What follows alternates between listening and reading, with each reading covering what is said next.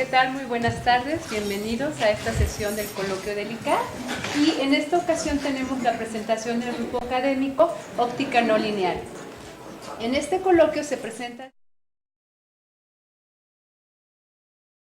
de óptica, microondas y acústica, y el trabajo que nos presentarán corresponde al periodo de agosto de 2015 a la fecha.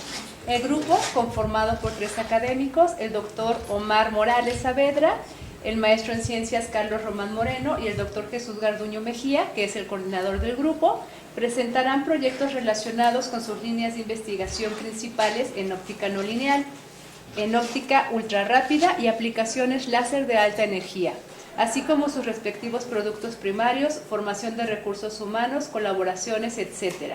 En particular se presentará el desarrollo de fuentes de luz láser pulsadas de femtosegundos, sistemas de caracterización y sus aplicaciones, tratamiento de materiales con pulsos láser de nanosegundos de alta energía, síntesis y caracterización de materiales con propiedades ópticas no lineales. Muchas gracias. Sí, gracias. Bueno, gracias por su presencia. Bueno, de antemano quiero comentar que Omar no va a poder estar presente, se le presentó una situación. Entonces, la parte de su trabajo él la presentará en un coloquio posterior. Entonces, básicamente nos concretaremos a lo que estoy haciendo junto con Carlos, que básicamente está relacionado con óptica ultrarrápida. Bueno, entonces, como ya comentó Beatriz, el grupo lo conformamos 3 académicos. Es el grupo más pequeño del departamento de óptica, microondas y acústica.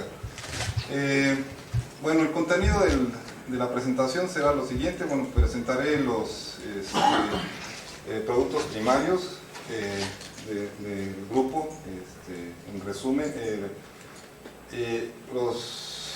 y al final presentaremos los proyectos en curso, la investigación y desarrollos que hemos realizado, y posteriormente va Carlos a intervenir con la parte de lo que él ha estado desarrollando. Bien, entonces, bueno, en términos de productos primarios, en artículos, contamos con 12 artículos en revistas de prestigio indizadas en los últimos 3 años, son 13, perdón. Y bueno, contamos también con diversas presentaciones en congresos con sus respectivos publicaciones en extenso, también indizadas, ¿no? Como hacen sobre todo en SPIE, ¿no? Tenemos trabajo en congresos nacionales. Nosotros hemos asistido al Congreso Nacional de Física y al SOMI principalmente. Bueno, tenemos un par de artículos, uno en prensa y dos enviados, ¿no? Entonces, en total tenemos alrededor de 15 artículos publicados en los últimos 3 años. Esto hace alrededor de 5 artículos por año en el grupo. En términos de formación de recursos humanos, bueno, aquí anoto los respectivos tutores. En tesis concluidas tenemos 2 de doctorado, 2 de maestría, 3 de licenciatura y 2 de servicio social. Y tesis en proceso tenemos 6 de doctorado, uno de ellos en cotutoría con el doctor Gabriel Astaña, una de maestría y 6 de licenciatura y 2 de servicio social. Entonces, hemos sido afortunados con el número de estudiantes que se nos han acercado. Parece que han estado contentos, dado que muchos de ellos han continuado, muchos de ellos vienen desde el servicio social y han terminado aquí, como por ejemplo Gustavo, inició como el servicio social y terminó el doctorado el año pasado. Ahorita está haciendo un postdoc junto con Pablo. Él está en el ICFO en Barcelona y Pablo está realizando un postdoc en la Universidad de Heriot-Watt en Escocia. Entonces, esto es muy bueno para el grupo porque se continúa y además en las mismas líneas de trabajo y se mantiene el contacto con ellos. En realidad sus asesores tienen una relación muy cercana con nuestro grupo, ¿no? Y tenemos de hecho trabajo que hemos realizado de manera conjunta. Bien, entonces, bueno, en organización y participación de eventos, quiero resaltar que, bueno, hemos estado participando en una escuela, OPUMA, que básicamente ha sido organizado por el capítulo estudiantil del SPIE. Eso, bueno, ya tiene una tradición de como, ¿qué? 3, 4 años, 4 años hasta la fecha, y lo que hemos tratado de hacer es, bueno, involucrarnos de alguna manera, promoviendo una escuela en óptica ultrarrápida. Quiero destacar que en realidad óptica ultrarrápida, pues en realidad creo que somos el único grupo que trabaja como tal en México en esta línea de investigación. Entonces, bueno, esto ha sido en colaboración con la Universidad de Salamanca a través de Camilo Ruiz, un colaborador que tenemos. Y bueno, este año se estará organizando nuevamente en conjunto el OPUMA junto con la Escuela de Óptica Ultrarrápida a finales de julio. Bueno, este es el promocional de la escuela y bueno, como ven, la participación de los estudiantes pues, ha sido fundamental, han sido ellos realmente los encargados de llevar a cabo esta escuela y pues cada vez ha sido más nutrida, se unen cada vez más estudiantes y además se han conjuntado más capítulos estudiantiles en óptica, como es los de la OSA y los de la IEEE de manera reciente. De manera reciente, hace un par de semanas, estuve en esta escuela de primavera en Francia, en un proyecto conjunto en el cual la UNAM fue incluida como parte de este consorcio, Erasmus,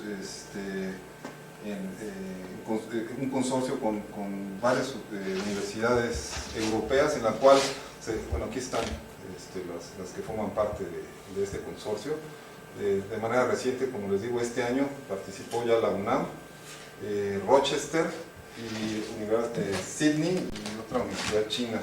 Pero bueno, lo que es importante decir es que bueno, somos la única institución en América Latina y que ofrece grandes oportunidades para beca para estudiantes de posgrado, de maestría, para que vayan a realizar sus estudios en fotónica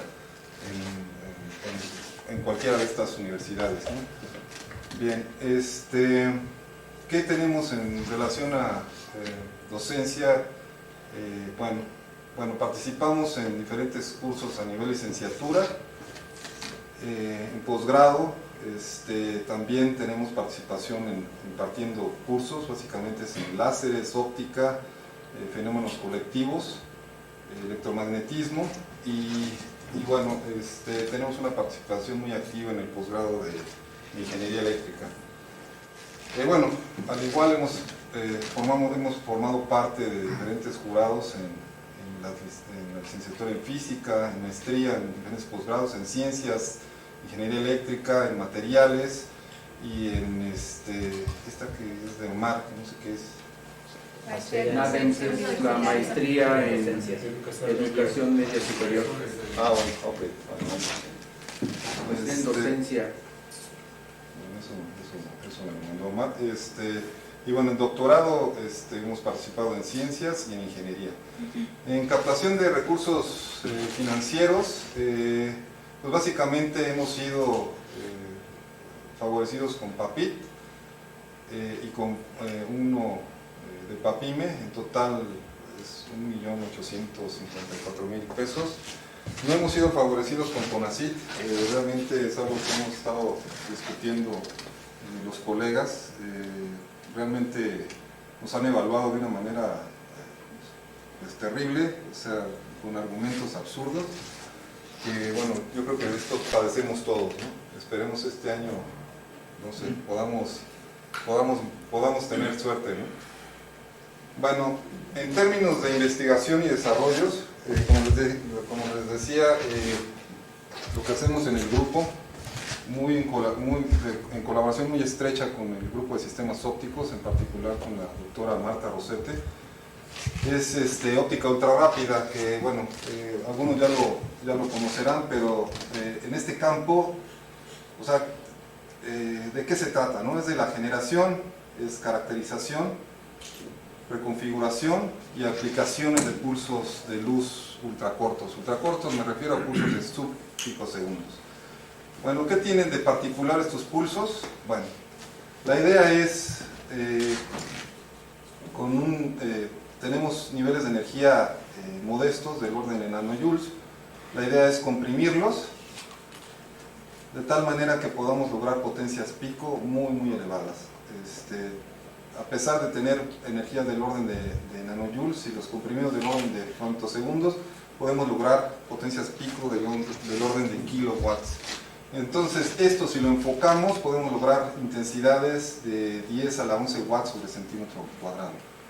Esto si lo amplificamos, hay sistemas amplificadores que pueden inyectar hasta 1.000.000 de veces más energía, y con esto lo que se puede lograr son intensidades de este orden. Esto, o sea, para que se den una idea, es como enfocar la luz del sol en un pequeño punto, obviamente en tiempos muy breves, ¿no? Entonces, es posible realizar experimentos en condiciones muy extremas, obviamente trabajando en tiempos muy breves. Y por eso, bueno, hay que aprender a poder medir esos eventos tan breves, ¿no? Bueno, entonces, ¿cuáles son las características que distinguen a estos pulsos, ¿no? O sea, regularmente pues uno conoce los láseres continuos como que si graficamos en tiempo lo que es la potencia, pues tendremos algo obviamente continuo, y si le tomamos el espectro es algo muy angosto, pero bajo ciertos mecanismos es posible que con moduladores podamos sumar en fase varios modos que están oscilando en las cavidades y lograr este efecto en la cual podemos ensanchar el espectro y por otro lado hacer más angostos los pulsos, ¿no? Entonces la idea es hacer esto cada vez más ancho para que esto se haga cada vez más angosto, y esto pues obedece a una relación de Fourier. Si tenemos un ancho espectral determinado, esto nos va a definir un ancho temporal, de acuerdo, pues es una relación de Fourier. Bien, entonces, dadas estas características de los pulsos ultracortos, tenemos una gran variedad de aplicaciones.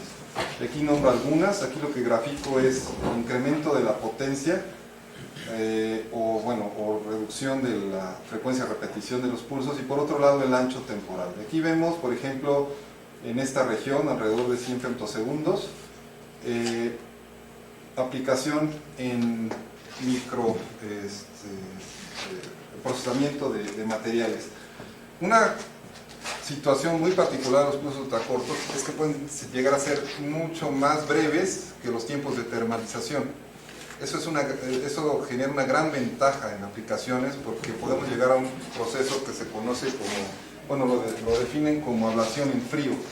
Es decir, el material puede ser, es excitado, y ni cuenta se da, básicamente le arrancan este material y ni siquiera pasan por el efecto de termalización.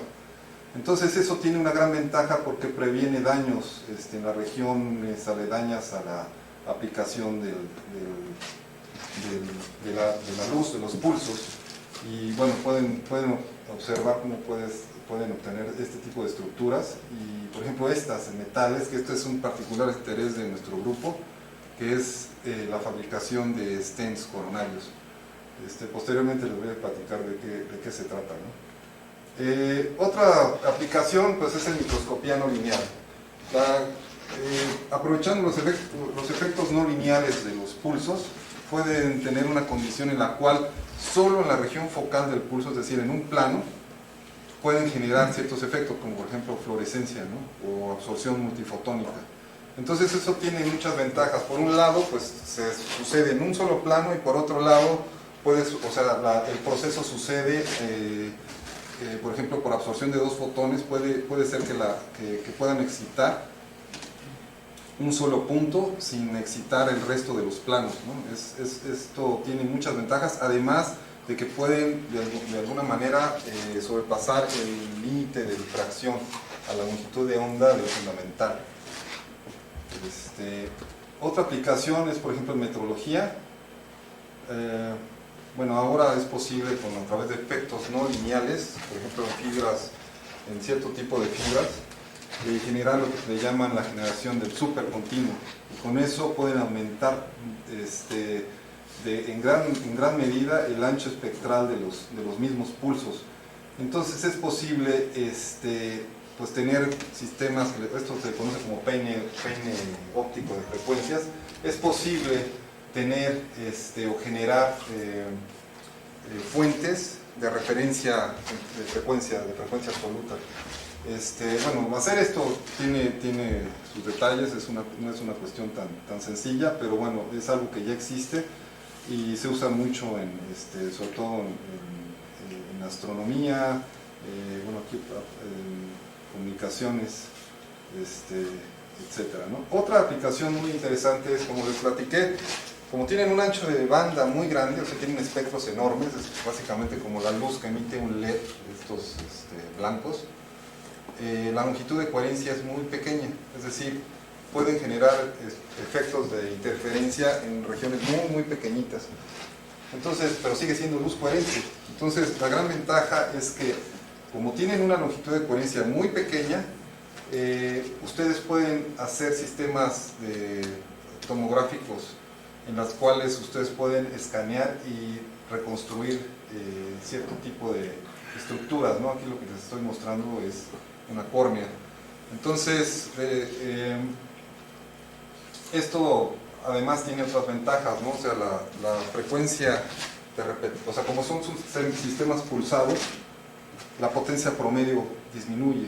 Entonces, aunque puedan estar irradiando con altas intensidades, la potencia promedio es baja, ¿no? Eso también es una ventaja de los pulsos. Otra aplicación, que es la que estamos realizando en colaboración con Nasser Qureshi, es la generación de radiación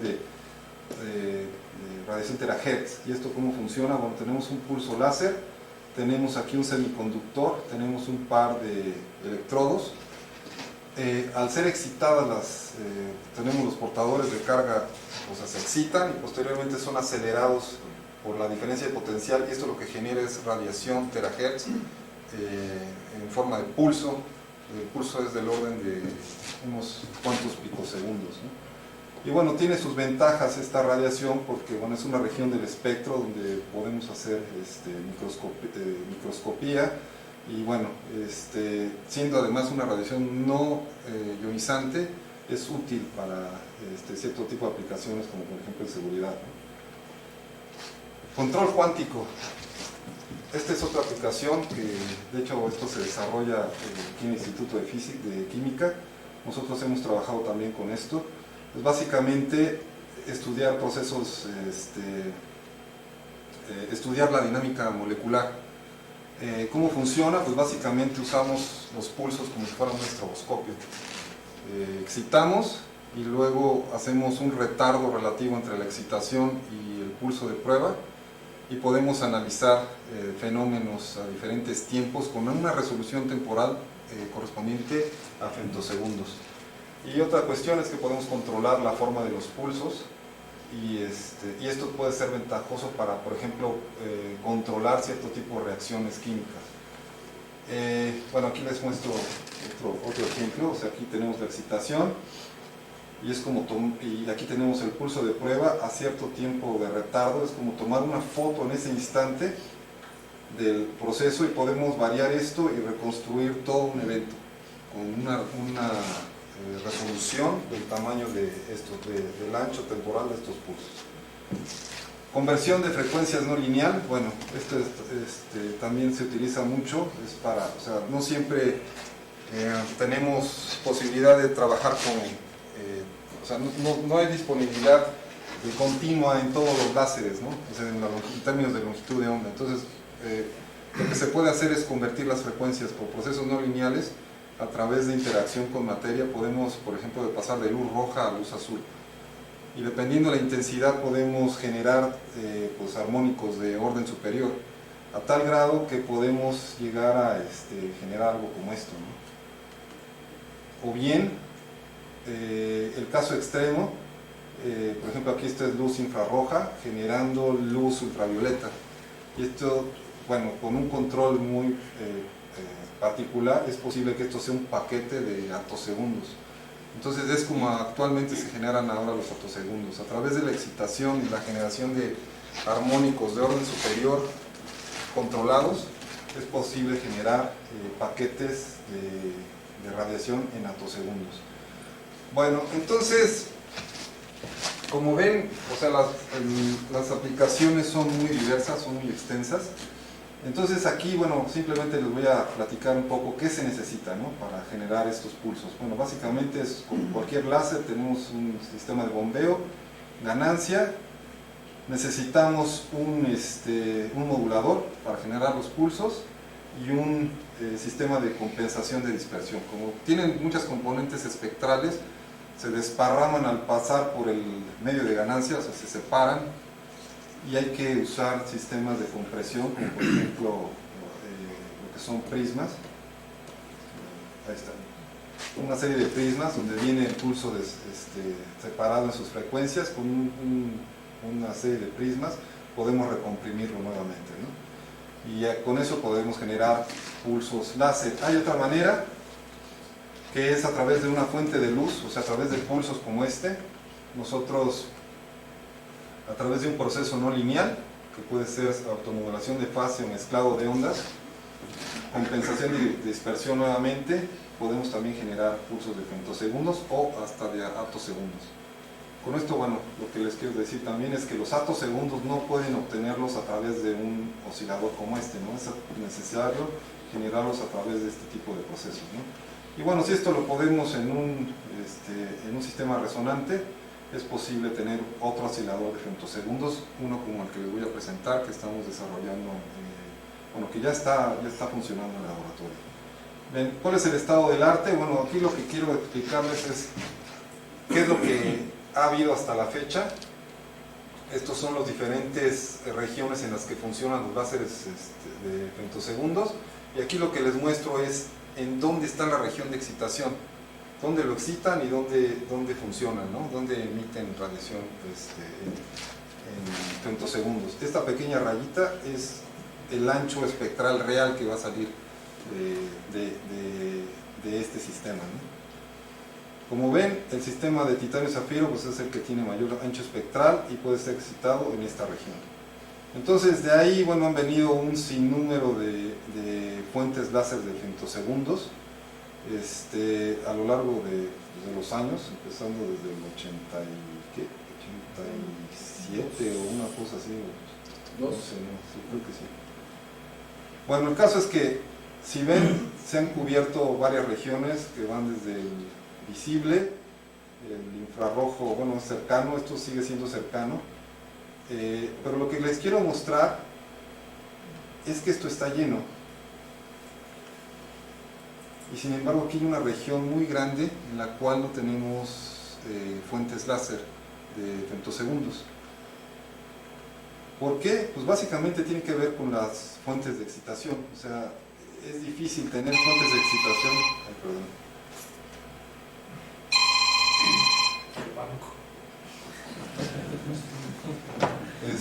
Es difícil tener fuentes de excitación en esta región. Entonces, uno de los objetivos actualmente es generar luz en estas regiones porque tienen particular interés para ciertas aplicaciones. Bien, entonces, ¿qué es lo que estamos haciendo? Bueno, primero, entender qué sucede con estos pulsos con anchos espectrales tan grandes, ¿no? ¿Qué les sucede cuando los enfocamos? ¿Qué les sucede cuando los propagamos? ¿Cómo los podemos recomprimir? Etcétera. Entonces, para esto realmente el grupo de la doctora Marta Rosete ha sido clave porque nos ha permitido entender mucho acerca de cómo mejorar, sobre todo, bueno, cómo comprimir los pulsos al mínimo y cómo mejorar los sistemas que hemos nosotros desarrollado, ¿no? Entonces, para eso, pues aquí es un ejemplo de lo que ella ha desarrollado con su grupo, que básicamente han sido modelos numéricos que nos permiten entender cómo se comportan los pulsos, por ejemplo, en espacio y en tiempo, ¿no? Y cómo se modifican debido a las aberraciones propias de los sistemas, ¿no? Entonces esto es, sin entrar en mucho detalle, que vean cómo estos modelos pueden predecir qué va a suceder con los pulsos, por ejemplo en el foco, ¿no? Otro de los desarrollos que ha tenido su grupo, que ha sido fundamental para nosotros, es el desarrollo de software que nos ha permitido rediseñar las fuentes que nosotros ya teníamos. O sea, a través de estos programas que ella ha desarrollado con su grupo, nos ha permitido llevar al límite estos sistemas, ¿no? Como digo, en realidad el desarrollo de los láseres cada vez es más complicado, porque publicar al respecto también, porque pues en realidad debido a las limitantes que tenemos, sobre todo financieras, pues publicar cada vez ha sido más difícil, ¿no? Y gracias a estos desarrollos nosotros hemos empujado un poquito más, y de hecho hemos logrado pues récords en términos de eficiencia, ¿no? en los sistemas, y lo cual nos ha valido en publicaciones, ¿no? Bien, entonces, ¿qué es lo que hemos hecho? Bueno, pues esta es una cavidad de titanio zafiro. De esto ya hemos fabricado anteriormente diferentes cavidades, tenemos mucha experiencia en esto, pero quisimos ir más allá a través de estos modelos. Y bueno, lo que hicimos, y me refiero a los estudiantes, porque son los que realmente han hecho el trabajo de todo esto que estoy presentando, es hacer pequeñas modificaciones. Por ejemplo, ¿qué pasa? Aquí tenemos efectos como, o sea, la luz sufre de aberraciones. Estos espejos están en ángulos, son un par de espejos cóncavos que si ustedes los rotan, pues va a suceder lo mismo que sucede con cualquier otro espejo, con cualquier lente, o sea, van a sufrir aberraciones, por ejemplo en este caso astigmatismo, ¿no? Entonces lo que se nos ocurrió es, bueno, esta lente regularmente se pone en ángulo a incidencia normal respecto al haz de bombeo. ¿Qué pasa si la inclinamos tantito? Aquí esto está inclinado, y si inclinamos la lente, ¿qué pasa?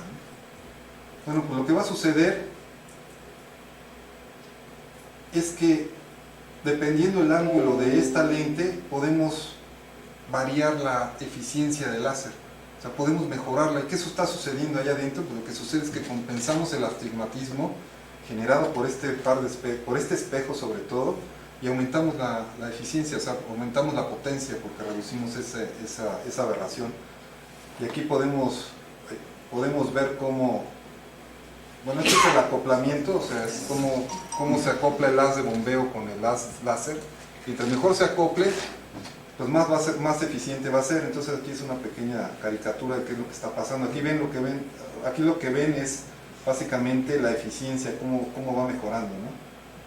Este es el ángulo de la lente, y como ven hay un ángulo para el cual tenemos eficiencia máxima y es muy crítico, ¿sí? Entonces esto en realidad pues fue algo que fue muy impactante para nosotros, porque o sea, con un pequeño inclinación de la lente de bombeo podemos mejorar muchísimo la eficiencia, ¿no? Entonces con esto nosotros, Catalina se ha dado a la tarea de mejorar cada vez más las cavidades del láser, ¿no? El titanio zafiro. Esta es una cavidad, pues en realidad realizada por primera vez aquí en México, que no tiene prismas, todo está hecho con última tecnología, que se conocen como chirp mirrors, acoplados. O sea, la dispersión se logra directamente con una serie de espejos que tienen recubrimientos, no sé cuántos miles de recubrimientos tienen, pero con eso se compensa la dispersión. Y con eso, bueno, así funciona, ¿no? Por ejemplo, ciertas longitudes de onda se reflejan en una región con respecto a otras, ¿no? Y así compensan la dispersión. Y bueno, aquí está el sistema que construyó Catalina. Y esto es lo que hemos logrado, ¿no? Lo que logró ella. Es un ancho espectral tremendo. Como pueden ver, de hecho el espectrómetro no nos alcanzó para medir esta parte. Tuvimos que usar otro espectrómetro para poder ver lo que estaba sucediendo de este lado, ¿no? Entonces, como ven, todo esto es la región en la que emite el láser, estamos hablando de 250 nanómetros. Entonces, esto, si le hacemos la transformada de Fourier, estamos hablando del orden de como 10 femtosegundos. Entonces, en realidad es todo un logro, porque además, con pulsos de este ancho, hasta el aire puede ensancharlos, ¿no? Entonces, en realidad es todo un logro de Catalina, que bueno, gracias a esto se está doctorando. Y bueno, y aquí les quiero presentar un desarrollo reciente que logró Gustavo y que continúa Itzel, que es un oscilador paramétrico de femtosegundos que puede hacer esto, ¿no? O sea, lo que ven aquí, bueno, es básicamente pulsos de femtosegundos en el visible, que además pueden ser sintonizados. En realidad el sistema está diseñado para trabajar en infrarrojo, y por lo que vemos en visible, pues son señales espurias, ¿no? Pero bueno, se ve bonito, ¿no? Y además da una buena manera de saber si ya está funcionando o no. Pero funciona de la siguiente manera, o sea, tiene su sistema de titanio y zafiro, el pulsado, tienen otra cavidad, y aquí tiene un cristal particular que son dominios ferroeléctricos con cierta periodicidad, y lo que se hace es otro efecto no lineal que se llama conversión paramétrica. Entonces, lo que tienen que hacer es sincronizar los pulsos que vienen de este láser con los pulsos que están dando vueltas aquí.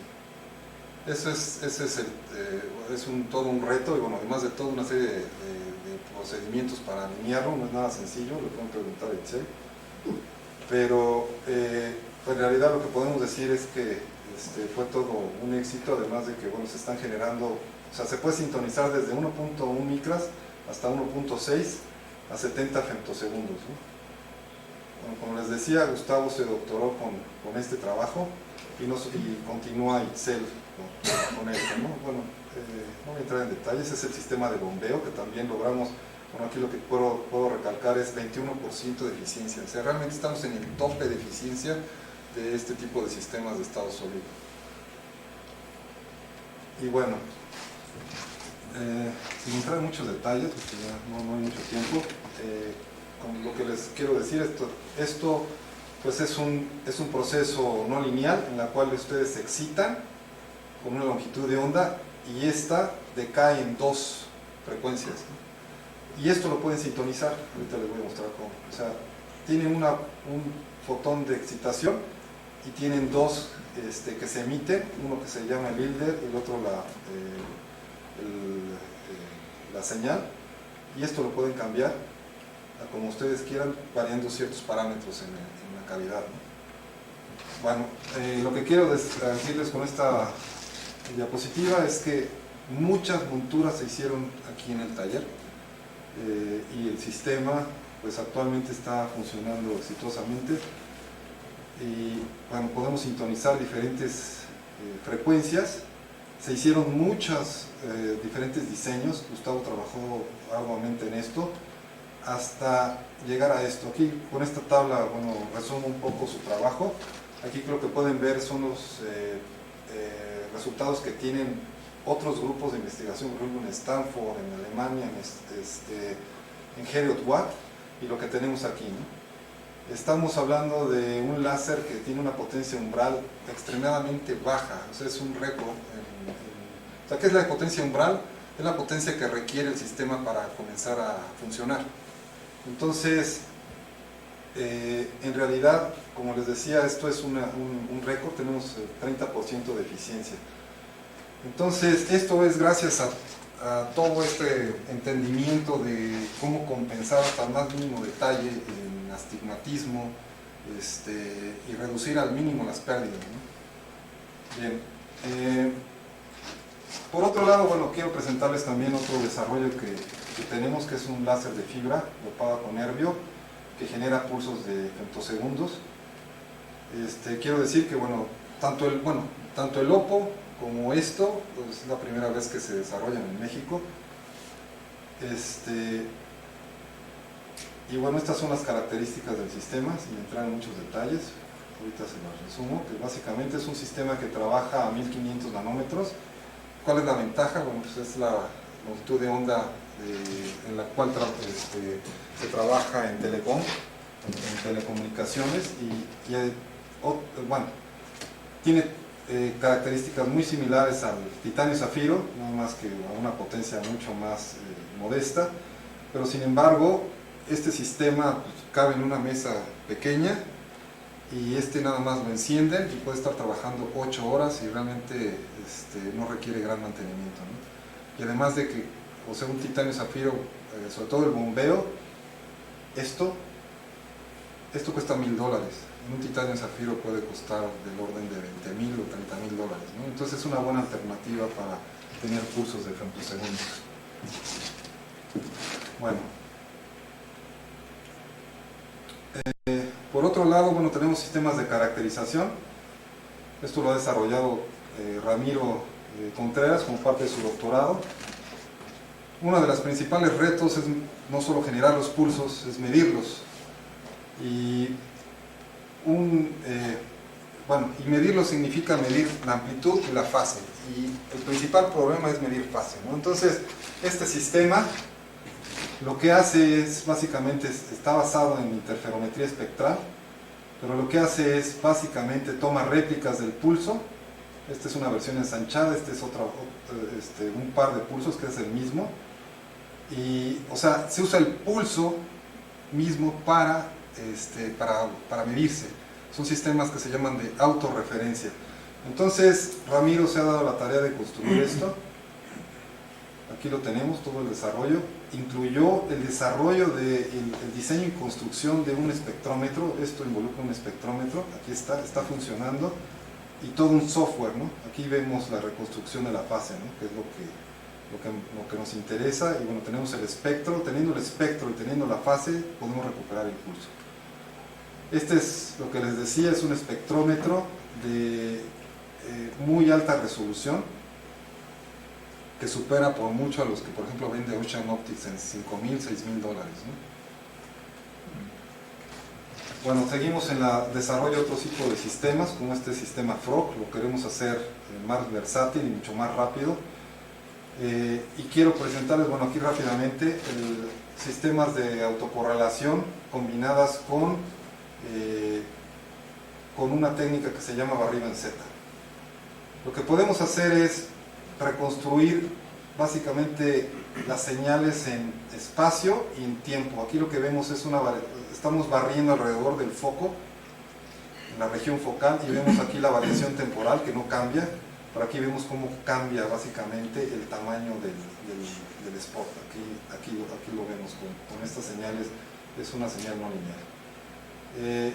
Un desarrollo muy reciente es la construcción que hicimos con, Jennifer Zapata lo hizo, que básicamente es un tomógrafo basado en una cámara de Raspberry, que por ahí entre ellos se dieron cuenta los estudiantes que esta camarita respondía de manera no lineal, y es una gran ventaja. O sea, esta cámara, esta señal que les estoy mostrando, en principio no la debería de ver. Esta es una señal en 1500 nanómetros. Las cámaras es un sensor de silicio. El silicio no debería de ver, una cámara de silicio no debería de ver a 1500 nanómetros, pero a través de un proceso no lineal lo está haciendo. Entonces aprovechamos ese proceso para construir un tomógrafo, ¿no? Estamos observando qué es lo que sucede alrededor del foco con un láser de infrarrojo. Y bueno, esto nos sirvió también para construir un Shag Harman a 1550 nanómetros. Aquí es lo que ve, por ejemplo, un pequeño píxel en la cámara, en esta región, que como les digo, no debería haber absolutamente nada, ¿no? Y con eso podemos reconstruir el frente de onda.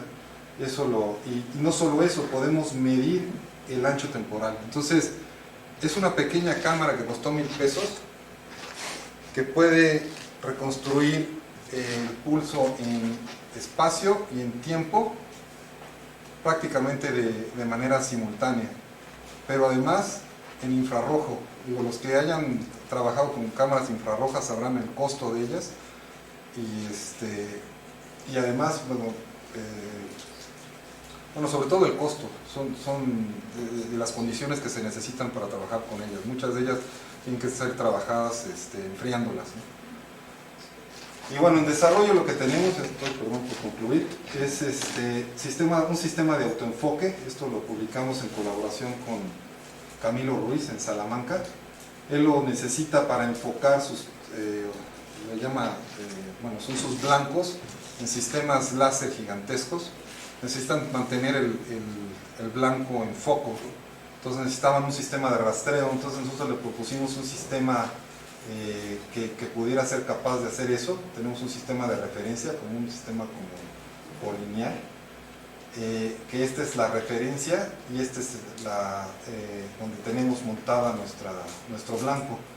Entonces esto funcionó muy bien y fue publicado, y ahora lo queremos aplicar utilizando nuestro propio sistema amplificado, que no tenemos todavía. Esperemos, si no lo podemos comprar, vamos a tener que desarrollarlo, pero para fabricar los stents coronarios que teníamos mucho interés. En colaboración con el Instituto Nacional de Cardiología hemos insistido a CONACYT que nos apoye con este proyecto, pero por un lado me han dicho que no tengo suficiente experiencia con láseres de pulsos cortos, y por otro lado me han dicho también que para qué usar láseres de femtosegundos si todo esto se puede hacer con tecnología de hace 50 años, con láseres de CO2. Entonces, lo mismo me dice el colega, la contraparte de cardiología, y él estuvo aquí, nos dice lo mismo. Dice que es el único que trabaja y que construye válvulas cardíacas desde hace años, y lo mismo le dijeron, que no tiene experiencia en ese tipo de trabajo, ¿no? Entonces es realmente muy lamentable lo que está sucediendo, ¿no? Y bueno, otras aplicaciones es usar el OPO para hacer espectroscopía CARS, ¿no? Espectroscopía rama, ¿no? No voy a entrar en muchos detalles, pero básicamente es excitar, luego usar el OPO y volver a excitar una molécula. O sea, es para excitar moléculas y obtener como que la huella digital, que es la emisión de las moléculas, pegándole. O sea, la diferencia de la excitación y la emisión justo corresponde a la frecuencia de resonancia a la cual vibran las moléculas, ¿no? Entonces eso es lo que está trabajando ITSET. Y otro desarrollo es la construcción de un CT scan que ya está funcionando.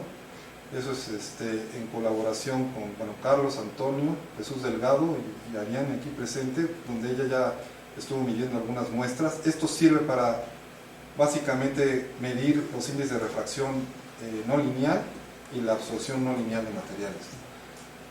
Creo que es el primero que construimos aquí en la UNAM. Por ejemplo, el Instituto de Física se los llevaba a CICESE sus muestras para poder hacer estas pruebas, ¿no? Ellos ya saben que tenemos uno de estos aquí. Y bueno, creo que con esto concluyo y bueno, esperamos haberle dejado el tiempo a Carlos.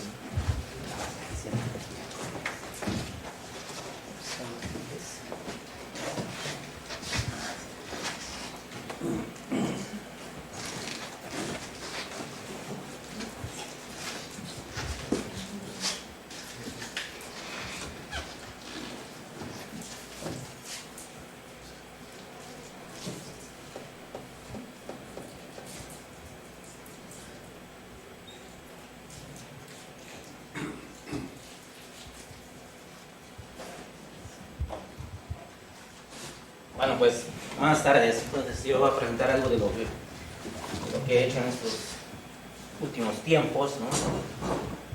Aparte de colaborar con todos ellos.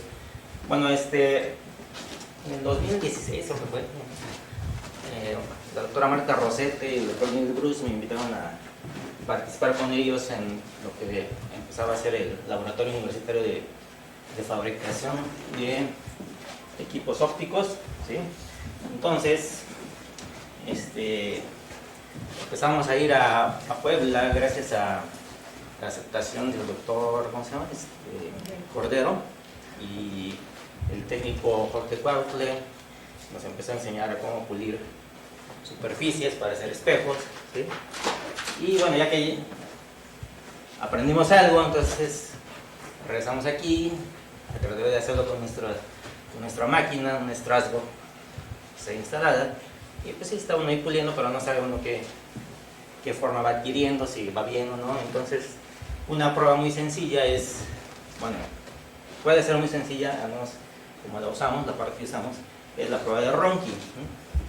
Bueno, este es un proyecto. El otro, más adelante, es una colaboración con la Juan Azcapotzalco, un estudiante que trabaja en metalurgia, ¿no? Nos solicitó que la podemos apoyar para rayar sus muestras con un neodimio YAG para mejorar la resistencia a la corrosión, ¿sí? Entonces son dos de los proyectos de los que les voy a platicar brevemente. ¿Sí? Pero bueno, empezamos con la prueba de Ronchi. Entonces cuando iba yo a empezar a montar la prueba de Ronchi, apareció un estudiante del segundo semestre de la Facultad de Ciencias que estaba inscrito en el programa de Jóvenes a la Investigación, estaba interesado en hacer cosas prácticas y no tanto hacer teoría. Entonces yo le propuse que me ayudara a montar la prueba, ¿sí? Y bueno, la prueba de Ronchi, aquí hay unos expertos en ello, yo no soy experto, pero entiendo algo de eso. Consiste en generar tener una red de Ronchi, que es un arreglo de líneas paralelas, pues, opacas y transparentes, ¿sí? Se coloca en el centro de curvatura de un espejo cóncavo, y como está en el centro de curvatura, entonces la imagen va a formarse exactamente en el mismo lugar, y uno debería de poder ver la imagen y comparar qué tan diferentes son, ¿no?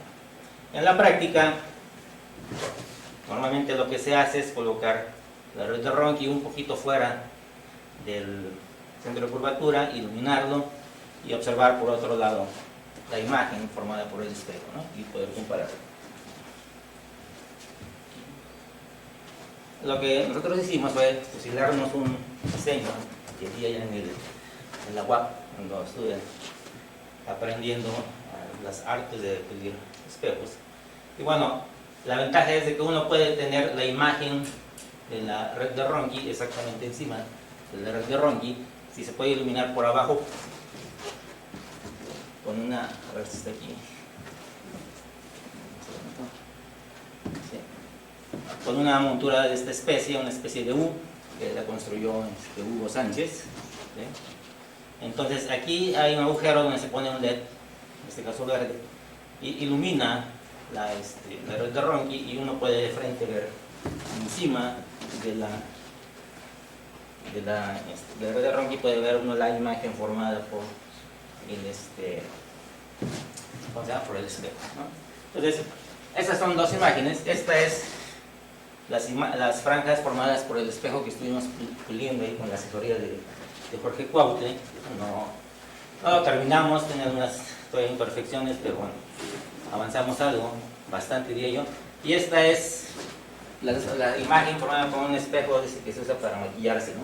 Ya se ven en la tienda, ¿no? Se ven así dadas completamente, muy bonito, muy artístico, pero no es nada cercano a la imagen que uno quisiera tener, ¿no? Bueno. Andrea, que fue la estudiante que hizo todo el trabajo, ¿sí? Hizo el circuito para controlar la intensidad luminosa del LED, está más atrás. Ella hizo este circuito, ¿sí? Lo probó y lo usó. O sea, que está ella haciendo sus observaciones. Como era parte del programa de Jóvenes a la Investigación, tuvo que presentar un informe escrito y hacer un cartel, ¿sí? Ella no sabía que después, eso fue más o menos en junio, antes de las vacaciones de verano, y un día me habla por ahí de octubre de que iba a haber un evento en el Universum donde todos los participantes en ese programa se les iba a entregar un reconocimiento, y que parecía que ella había obtenido algo. Bueno, obtuvo una mención honorífica por su trabajo en lo que fue el cartel. Bueno, no me acuerdo si fue por el cartel o fue por el reporte, pero tuvo su mención honorífica, ¿sí? Y después, eso fue en noviembre del 2016, en febrero del 2017 me llama y me dice que le habían platicado que había un evento que se llama Expociencias 2017, Oficina Metropolitana 2017, que si podíamos meter el trabajo, y sí, mételo. Entonces ya vino, platicamos, nos inscribimos y participó. Esto fue en la Estimia Culhuacán, a finales de marzo del 2017. Sí, aquí está ella echándose su rollo. Muy buena para platicarle a la gente. Sí, y obtuvo el primer lugar en la categoría de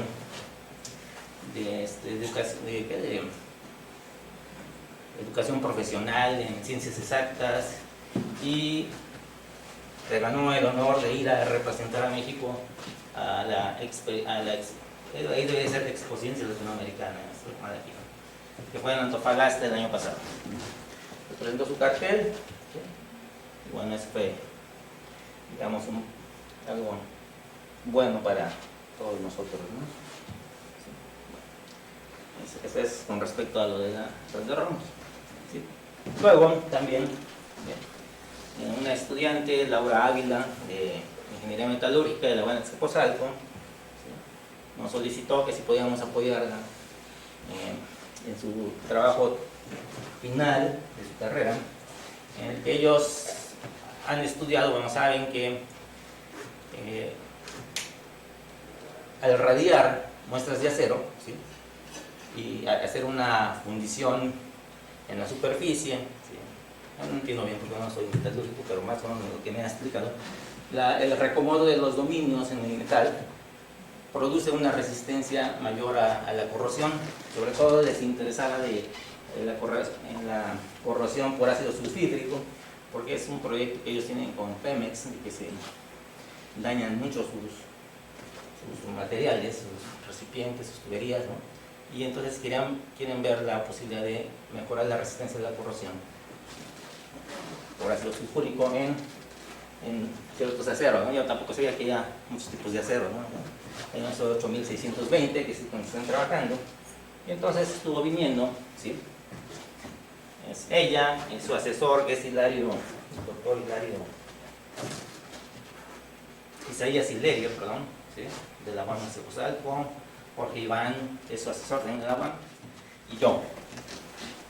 Bueno, entonces traía sus muestras, no sé si se alcanza a ver aquí, en un cilindro de baquelita, insertan, digamos, otros cilindros del acero que quieren tratar, se radia con el láser de neodimio YAG, en este caso en el fundamental, en 64 nanómetros, y se ve el daño, ¿no? Después se lo lleva, hace varias muestras a diferentes tiempos. Aquí no se le ve en la foto, es YAG. La muestra se coloca por aquí, más o menos. Y esta es una fotografía de microscopio electrónico de cómo queda la superficie. Según lo que me comenta ella, los resultados es que con la radiación que le dimos en el YAG aquí, la superficie no se altera de manera importante, de manera significativa, pero hacen, para probar, para medir si hay cambios en la resistencia de la corrosión, hacen una técnica que se llama espectroscopía de impedancia electroquímica, ¿sí? Y estos son sus resultados, ¿sí?, de algunas de las muestras, la muestra blanco y de las muestras que traía, que radiábamos a diferentes tiempos, 1 minuto, 2 minutos, 5 minutos, en esto que llaman el diagrama de Nyquist, ¿sí? Aquí está la impedancia, la parte real de la impedancia, es lo que les dice si hay mejoras a la resistencia de la corrosión, y según lo que me explica ella, entre menor sea la radiancia, la impedancia real, ¿sí?, es que aumenta la resistencia de la corrosión. Entonces, esta muestra de 1 minuto es la que según ellos,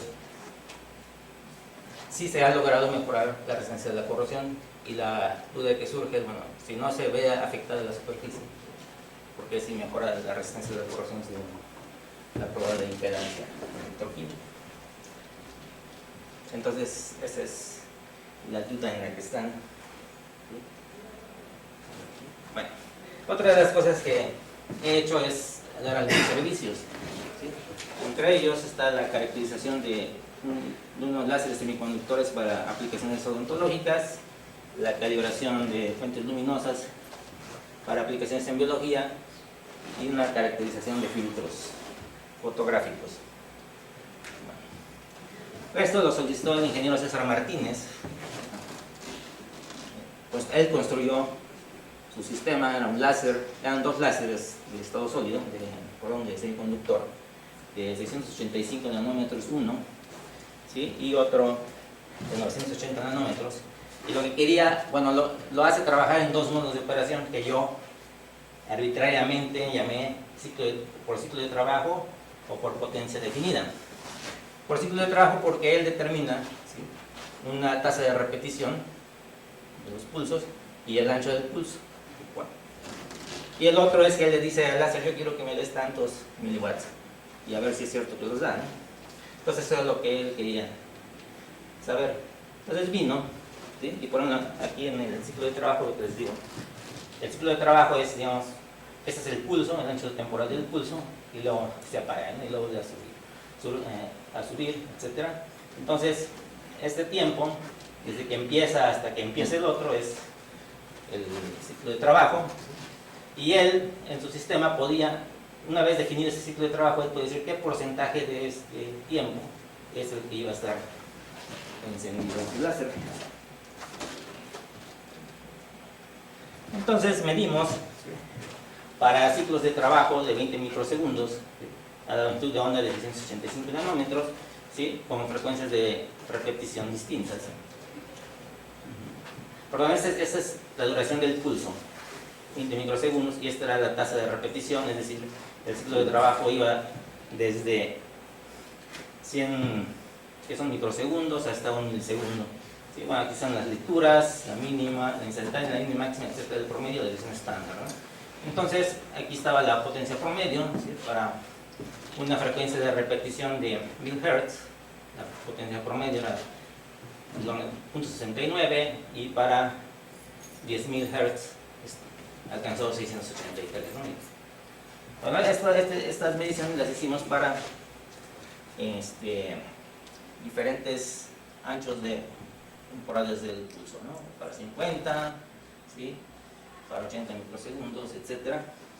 Y bueno, y también, y en el otro modo, en el modo de potencia definida, cuando él le ponía ahí que quiero 5 miliwatts, ¿sí?, la potencia promedio que daba su sistema era 4.45 miliwatts, y entonces así lo fuimos haciendo de 5 en 5 miliwatts de potencia nominal, y viendo las diferentes ¿cómo se llama?, potencias que realmente entregaba su sistema.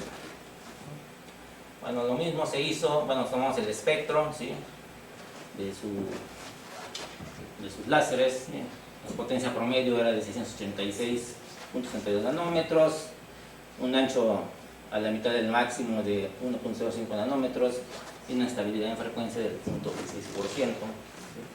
Bueno, hicimos lo mismo ahora para el otro láser, de 980 nanómetros, ¿no? Otra vez también para 20 anchos temporales de 20 microsegundos, de 50, de 80, ¿sí?, en el modo de potencia definida también. Okay. Más o menos, digamos, entregaba el láser la potencia que requería, pero no llegaba exactamente a su valor, ¿no?, que se quería. Bueno, ese es el espectro para el láser de 980 nanómetros, en 984 nanómetros el máximo, ¿no?, este ancho de línea de 5 nanómetros y una estabilidad del 0.52%. De ahí se hizo un informe técnico, ¿sí?, con estos resultados.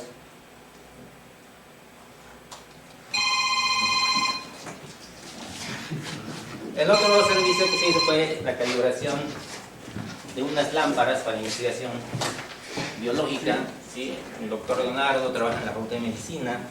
Él estaba trabajando estimula ciertos organismos marinos, peces, no sé qué es el crayfish, no sé qué es el crayfish. animal marino ahí. Entonces, le interesaba conocer cómo responden a diferentes longitudes de onda, diferentes colores. Entonces tenía una lámpara, ¿sí? Que emitía, esta es su lámpara, ¿sí? Emite principalmente en 2 picos, ¿sí? Y al ponerle filtros, pues se separan los dos. Este es de 529 nanómetros y el otro es 484 nanómetros. Entonces, pero él quería la calibración no en potencia, sino en número de fotones por segundo.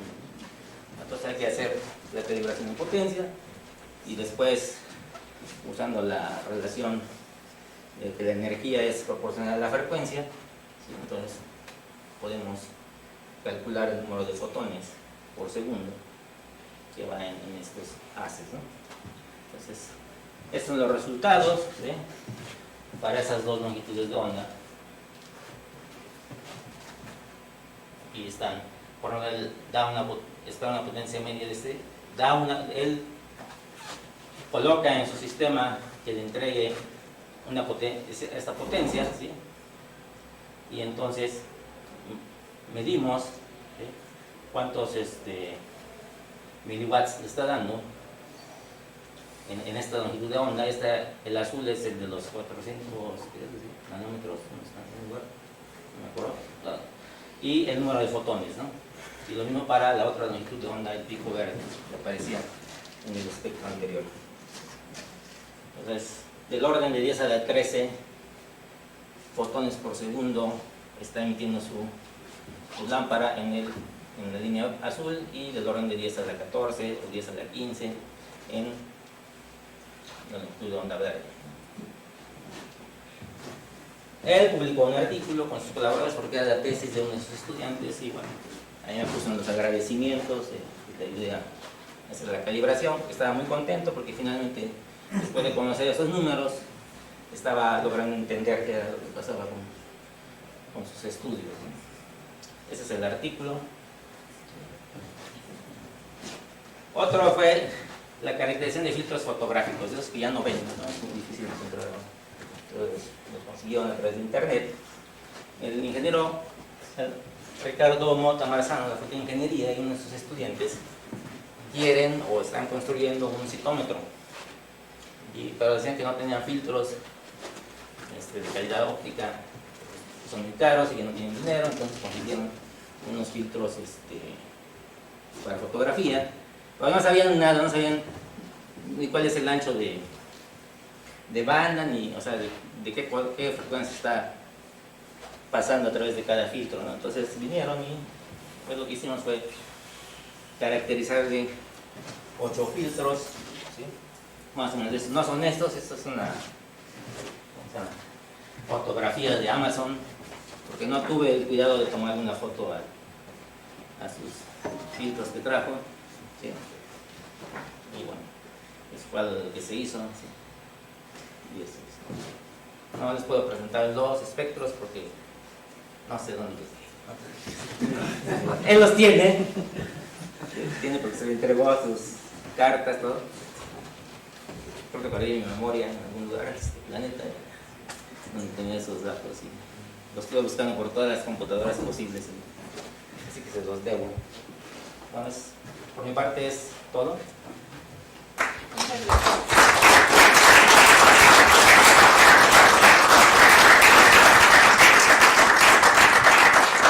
¿Alguien tiene alguna pregunta? No, sí, ya. ¿Alguien tiene alguna pregunta? ¿No? Por favor. Con respecto a estas calibraciones, ustedes están en el laboratorio universitario, ¿no? ¿Están certificados? O sea, ¿hay algún grado de certificación? No sé. No sé. La verdad no sé. Yo entiendo que no está certificado, no sé si ahí Marta y Miguel son los responsables de ¿Qué se necesita para hacerlo para poder decir calibradamente que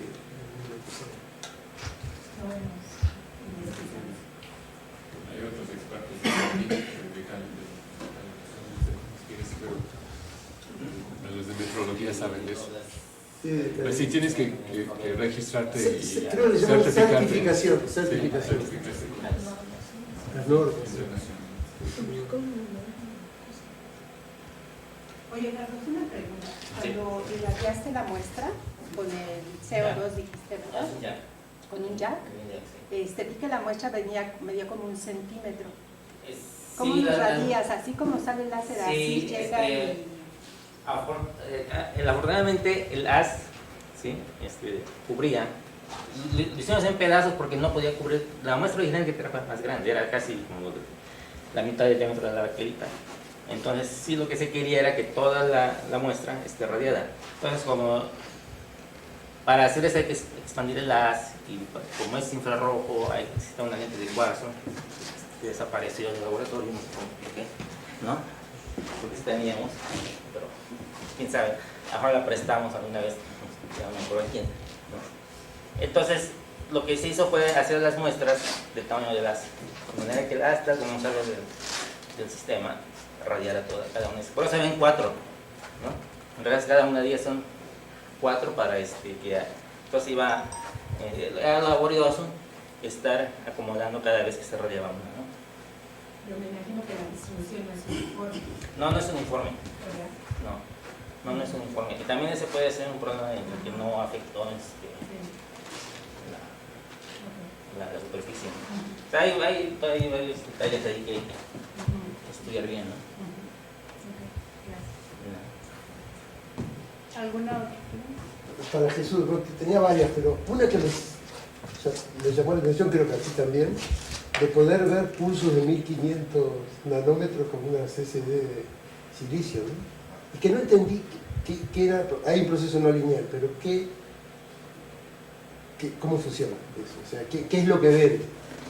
Que no lo seguí. Sí, básicamente, o sea, el gas del semiconductor lo llenas con 2 fotones en vez de con uno solo. O sea, es un proceso de absorción de 2 fotones. Ah, de absorción de 2 fotones. Es Ok, absorción de 2 fotones. y por eso podés verla Sí, a tal. sí.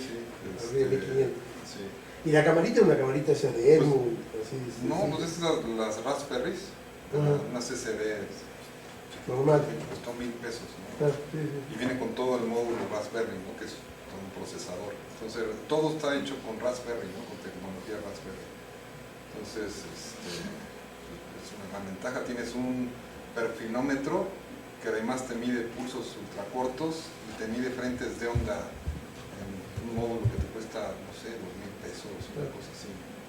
Entonces, pues sí, la verdad es que, y de muy alta resolución, faltó decir eso, ¿no? O sea, tienes el píxeles de una micra. Entonces, es realmente muy sorprendente, ¿no? Y, bueno, fue bien aceptado, ¿no? En un review científico. No sé por ejemplo exactamente en qué longitud de onda emiten los LEDs infrarrojos que se usan en los controles remotos de los televisores, por ejemplo. Pero se puede ver con un CCD, ¿no? Con una cámara de teléfono. 870. Y los puedes ver, ¿no? Yo creo por eso aparecieron las tarjetitas que vendían en la revista. Sí, o sea, llega un poquito más lejos de nuestro ojo, ¿no? Sí, pero esto es a 1500, o sea, no debe ver absolutamente nada. Sí. Bien. ¿Alguna otra pregunta? Pues si no, agradecemos mucho al grupo.